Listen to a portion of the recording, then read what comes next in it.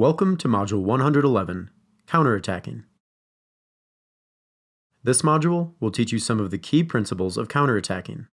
Before we begin, please read over the context for this module. We will look at the following concepts and how they relate to an effective counterattack. In the first video example, we see the highlighted player for the white team taking a free kick. It's common for a counterattack to initiate from a set piece, as we'll see here. As it is played in, we can see this player for the red team getting her head on the ball.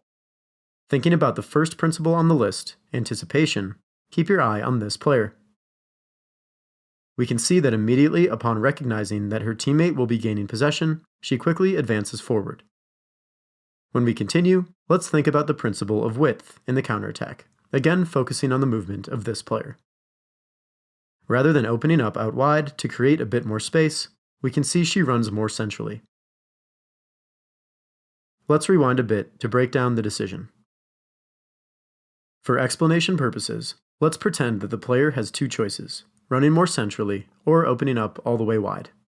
While creating width is an important principle in the attack, a key principle of the counterattack is speed. So if the player were to open up all the way out here, it would ultimately make her path to goal longer and give the white team more time to recover.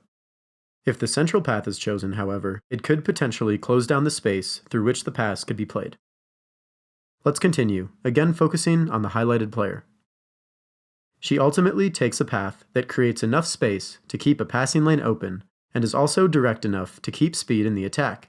Though one could argue that if she opened up her run a bit more, it would be easier to get around it and receive the ball with her hips directly facing goal. When we continue, watch this player. We can see that she continues her run into the box, taking defenders with her, naturally leaving this space behind them.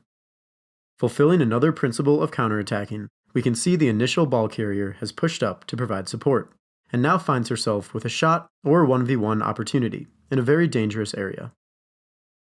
Before moving on to the next scenario, take a moment to review what we worked through and how each of the counterattacking principles were utilized.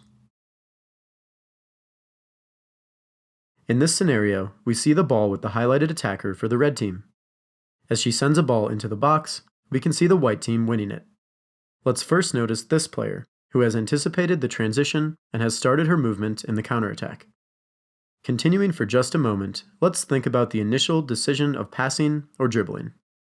There's not always a right or wrong decision, but it's important that the ball carrier understands that taking a couple of touches forward could engage this player more and create even more space behind for this player.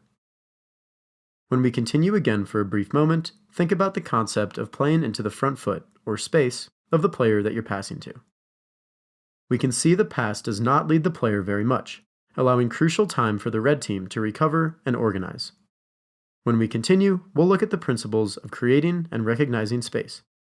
We can see the player takes a touch inside, then quickly plays it into the target forward. Because of the initial touch towards the center of the field, which has dragged this defender inside, along with the recognition that this defender is engaging with the ball, she recognizes that space here has opened. At this moment, it's fair to say that a pass that can be taken in stride could very possibly put the player in on goal. However, we can see it is just slightly overhit, slowing her down for just enough time to allow the red team to get numbers behind the ball. So, the white team did a lot of things right here, but very small passing mistakes ultimately cost the white team a better chance on goal.